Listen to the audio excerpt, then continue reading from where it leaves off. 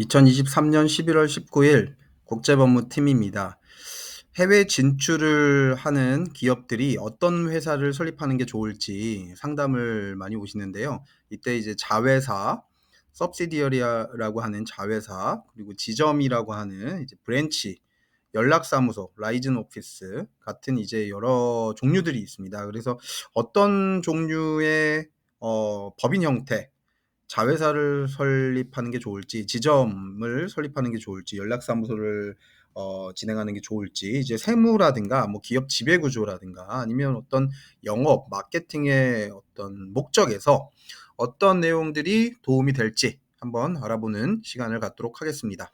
네, 국내 기업이 해외 사업 진출을 모색하는 경우에 가장 먼저 고려해야 할 사항은 바로 어떤 종류의 회사를 설립할지에 대한 문제입니다. 이제 법인 같은 경우에 그냥 이제 개인 사업자로 진행하는 것보다는 이제 개인과 법인 또는 개인과 어떤 사업에 대한 어떤 뭐 지출 명목이라든가 매출 명목들을 이제 구분을 정확하게 하는 게 장기적으로 좋기 때문에, 그리고 세율도 이제 장기적으로 혜택을 많이 받습니다. 그래서 국내 기업이 해외에 회사를 설립할 수 있는 방법 이제 세 가지로 구분해 볼 수 있다고 말씀드렸는데, 이번 포스팅 그리고 이제 이번 유튜브 컨텐츠로는 이제 국내 기업의 해외 설립, 회사 설립 세 가지 형태의 특징을 비교해 보도록 하겠습니다.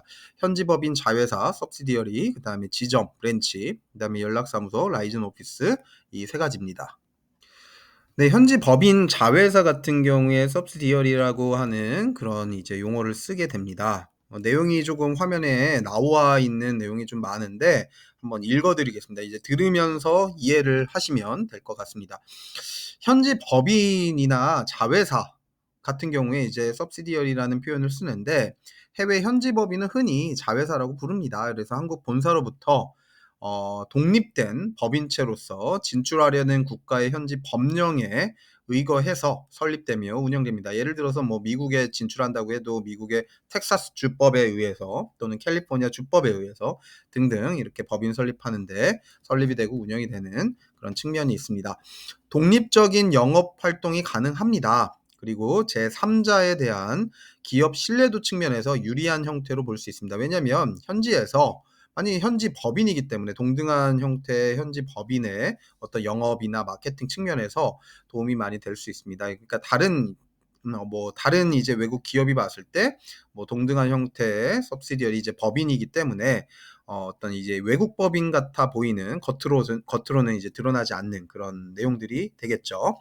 밑에 보시면 이제 특징이 있습니다. 특징 5가지 정도를 이제 좀 설명을 드려보면, 한국 본사의 일부 개념이 아닌 독립된 법인체로 현지 시장 상황에 맞춰서 직접 계약이 가능합니다. 이제 매출을 만약에 이제 형성을 할 때 타 업체와 직접 이제 인보이스 처리를 하거나 세금 계산서 또는 이제 뭐 어떤 세금 보고상의 여러 가지 이제 측면들로 지출 매출 처리가 가능하다라는 거. 그러니까 세무 회계가 분리되어 있다라는 겁니다. 본사랑.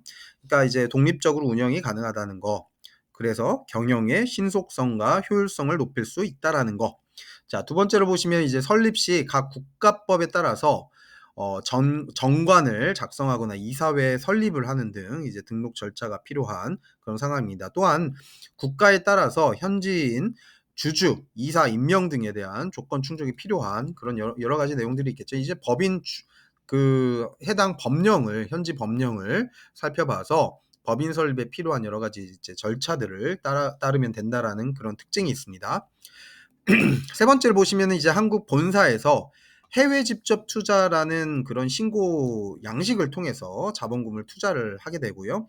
그렇게 되면 이제 두 회사 간에 지분 관계가 형성이 됩니다. 이제 본사와 지사 간에 지분 관계가 형성돼서 모회사, 자회사라는 표현을 많이 쓰죠. 그래서 현지 법인에서 수익이 발생하면 한국 본사는 소유 지분만큼 이익 배당도 받을 수 있는 이제 권리가 형성되게 되겠죠. 이제 해외 배당을 처리를 할 수가 있다라는 겁니다. 이러한 이제 자세한 내용들은 해외 배당 관련된 이제 다른 이제 저희 유튜브 컨텐츠로 설명을 좀 드리거나 아니면 저희 직접 상담을 한번 오시면 좀 더 자세하게 기업 담당자 분들한테 설명을 드릴 수 있을 것 같습니다. 네 번째 보시면 해외 현지 법인에서 법적 문제 발생할 때 한국 본사에까지는 그 영향이 미치지 않을 수 있는 이제 유한 책임 제도를 가질 수 있다라는 거고요. 한국 본사가 이제 법적 책임을 지지 않는다는 얘기는 한마디로 이제 자본금 투자한 내용까지만 위험 부담을 갖는 법인의 유한 책임 그 성격 때문에 그렇다고 보시면 될 것 같습니다. 자, 마지막으로 보시면 또한 세무 신고할 때 오직 이제 현지 법인에서 발생한 수익과 비용 이런 내용들 현지 법인 영업 활동만을 기준으로 판단할 수 있다라는 그런 특징 또는 장점이자 단점일 수 있죠.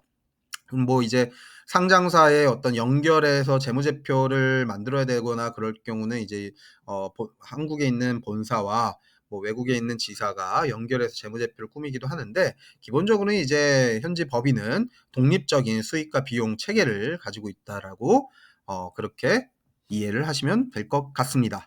네, 다음 내용은 지점입니다. 브랜치라는 표현을 많이 씁니다. 그래서 해외 지점은 한번 이제 내용 화면에 나와 있는 내용을 좀 읽어 드릴게요. 해외 지점은 한국 본사가 해외에 본사의 영업점 혹은 지점을 설치하는 것을 의미를 합니다. 지점은 한국 본사에서 분리된 독립 법인이 아닌 한마디로 이제 한국 본사에 종속되어 있는 일부분으로 간주가 됩니다. 이제 한마디로 이제 팔이 길어서 그 긴 팔을 어딘가에 이제 가져다 놓고 거기에 있는 뭐 영업이나 마케팅을 한다라는 개념으로 보시면 될 것 같습니다. 당연히 이제 그 팔이 문제가 되면 몸통까지 문제가 되겠죠. 그래서 한국 본사는 몸통이라고 본다면 해외 지점은 이제 내 이 몸통에 달려 있는 팔이 멀리까지 뻗쳐져 있다. 그 정도로 이제 비유를 할 수도 있는 그런 상황이라 보시면 될 것 같고요. 한국 정부에서는 해외 지점을 설치하기 위한 조건으로 본사의 과거 1년간의 외화 취득 실적이 100만 불 이상 될 것을 조건으로 해서 지정거래 외국한 은행에 사전 신고하고 그렇게 이제 해외 지점 설치하는 절차를 진행하고 있습니다. 좀 복잡하신데 이런 자세한 내용은 저희 이제 국제법무팀으로 문의를 하셔도 좋고 또 다른 이제 뭐 구글이나 네이버로 검색을 하시면 이러한 이제 해외 지점 설치하는 그런 절차들이 많이 나옵니다. 근데 이제 당연히 이런 내용들을 기업 담당자분들이나 직접 해외 진출을 도모하는 그런 분들이 본인들의 본업도 있는데 하나하나 따져보기가 좀 어려우니까 저희 같은 이제 전문가와 상담을 하시고 위임을 하셔서 하시는 걸 저는 이제 권해드리고 있습니다. 밑에 보시면 특징 4가지 정도가 나와 있는데 한번 읽어 드릴 테니까 이것도 또한 이제 들으면서 이해를 하시면 좋을 것 같습니다. 사업 초기 단계에서 발생하는 지점, 브랜치의 손실은 본국 세법상 본점의 이제 본사의 이익과 상계가 될 수 있습니다. 한마디로 이제 독립적인 회계 지출, 세무 체계가 되어 있지 않다라는 겁니다. 그래서 본점의 이익, 본사의 이익과 상계 처리가 가능해서 절세가 가능합니다. 브랜치에서 이제 단기간에 수익을 창출하지 못할 경우에 본사에서는 수익률 저하로 이어져서 본사 재무 상황에 부정적 영향을 끼칠 수 있다라는 점. 한마디로 이제 본사가 어떤 뭐 누군가 펀드를 뭔가 투자를 받으려고 하는데 재무 상황을 뭐 좀 관리를 하고 있는 입장이다. 그럼 해외 지점의 손실이 나쁜 영향을 끼칠 수 있다라는 거. 뭐 그런 등등의 여러 가지 상황들이 있겠죠.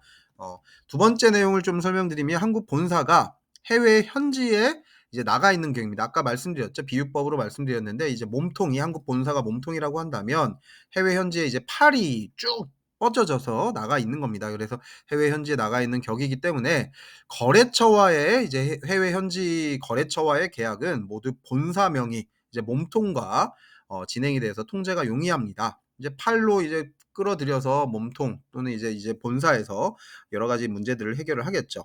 단 법적 문제 발생 시 책임은 한국 본사에 기속되는 이제 위험 부담이 있죠. 당연히 이제 몸통이 다 책임을 져야 되는 그런 상황입니다.